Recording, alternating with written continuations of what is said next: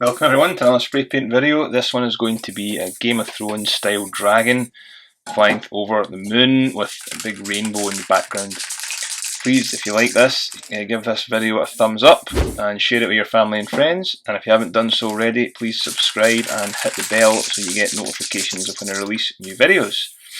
Right, that's that out of the way. Let's go on with this one. So I'm just spray painting the moon here.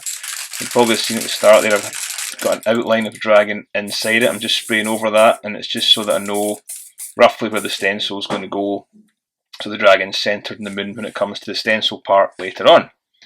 So with this, I'm just spraying it with a light blue, a flame blue. It's Montana gold colours that I'm using, some green, and go over the top with a light covering of white. Now I'm using a scrunched up piece of paper and I'm running my fingers through it just to get some lines going through the planet or the moon. You'll see the effect that's had. It leaves some of the white on top, taking it off, but it also leaves some nice straight crisp lines going through the middle of the planet. A little bit of highlight in there just with some white to spray over the top. And what I'm doing now is I'm just flicking on some white paint with a palette knife, and I'm going to put a flat piece of magazine paper over the top and just blot those down, and they'll come out looking like craters on the moon. Nice little effect. Don't worry, my head gets out the way once I lift the paper off, and you'll see what's happened there. And we'll get another view of that once we take the stencil off of the moon. So I've just put a stencil down on top here, and I've weighed it down with some bolts. It's important to weigh it down. That helps give you the crisp lines around the edges and stops any paint bleeding underneath as you're spraying on top. So for this one, I'm just giving it a blue, pinky, purple sky, a couple of dark bits up the top. I'll spray some black, this will be the kind of background, and I'll spray some purples and pinks over the top of this just to give it a nice nighttime glow effect.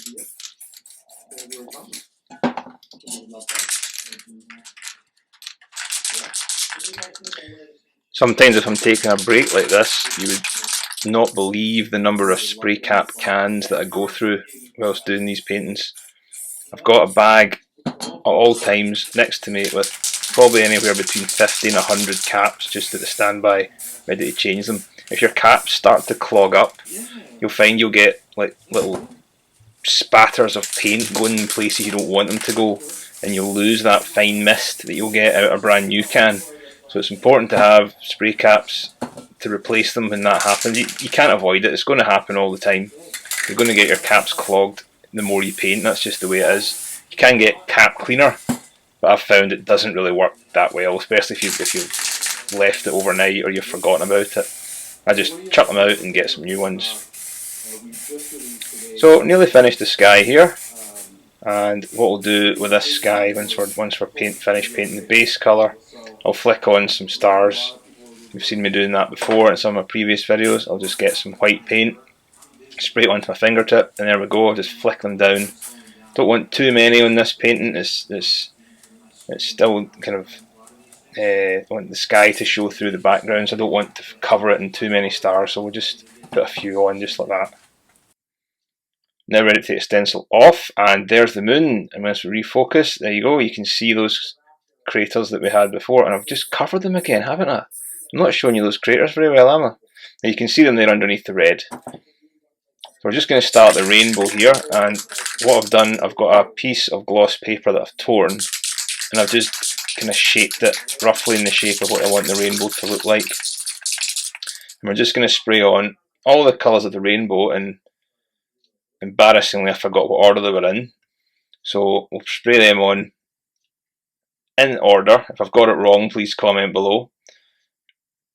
And you'll see the effect that has. I'm not so bothered about the edges of it at either side, because we're going to cover that up with some mountains and some trees later on. So the important bits to get the colours over the moon. Now I've sprayed some black onto another piece of gloss paper, and I've got my brush. It's a small straight edge brush, and I'm going to paint in the outline of a mountain range that I want to appear in the background, and on top of the little mountains is going to be some small trees that will just cover the edges of that rainbow. I'm just painting these in by hand. You can spray these in, but because it's such a small painting, this one, I'm just going to do it by hand. I don't want to get any overspray onto the edge of the moon. You'll see there I've done it so the mountain just touches the edge of the moon and comes down right in front of it. Now what I'm doing is painting the foreground, and when I'm painting these, I do have a rough idea of what I'm going to do. The person that actually wanted this one painted did draw me a little sketch of the outline of what she wanted and where she wanted it to go. Then it was up to me to kind of fill in the blanks, if you like, and put in the colours and what was to go in certain areas. So for this one, I'm painting a waterfall. If you wanted a waterfall to appear right in front of the moon. And there we go, I'm using a little torn off piece of gloss paper. I've dipped it into white and I'm using the rough torn edge to make the waterfall effect. And now I'm just putting in some highlights and some scratching some areas there that will make the water appear to be falling down. Quite tricky this to master it. It's quite hard to do it first time, but once you get some practice at it, it's quite easy to do once you've had a few shots. Now I'm just going to paint in some of the rocks and whatnot in front of it. Spray that bit because we're down at the corner. It doesn't matter about overspray because we're going onto the table. A lot of people ask me what I actually paint on. So this desk that you see me painting on is a big giant piece of plywood. That's it. It's all multicoloured because I've painted so many paintings on it over the past few years, and it's just supported by a couple of sawhorses, so it's not an expensive table, it's not anything special, it's just a giant piece of plywood, and it's a lot bigger than the painting that you'll see here, because I've got probably about anywhere between 50 and 100 cans on the table at any one time. I do try and tidy them up. I do try and only use the colours that I'm wanting to paint with, but sometimes when you're painting and just going with the flow, you want to just grab colours as you see them. So sometimes I just leave a lot of coloured spray cans on top of the table. Now I'm just going to spray in the other mountains, and again, not bother with overspray here, so I'm far enough away from the moon to spray it without it getting black on it. And now I'm going to just paint in a nice big tree. And this tree, it was like a cherry blossom tree the person wanted here, so it's going to be pink and white leaves. I'm just going to dot them around with a little sponge, and I do mean little, it's a really small, you get little packs of artist sponges here in the UK, you probably get them anywhere. I just tear a little piece off the end of it and give it a nice little pointed edge so that you don't get square or round blotches everywhere, and you can see how fine you can blot that onto the paper. And mix it with pink and white. The white will give it a highlight and the pink will give it the base colour. Right, here's the stencils. This stencil, I've drawn this myself, and you'll see I've got the outline of the moon around it, and I've drawn the dragon right in the middle of that stencil, and that's where we sprayed on before. And this stencil, the paper for it is the same size as the paper underneath, so I don't have to worry about overspray, and I know that it's dead centre every time. So I've weighed it down with some bolts, so that will just help weigh the edges down. And you spray it lightly, don't spray too much because it will bleed underneath. Even with the weights, sometimes when you peel it off, the paint will just run a little bit and it won't look right, so just give it a light spraying. I'm now ready to take this off. Let's see how it looks.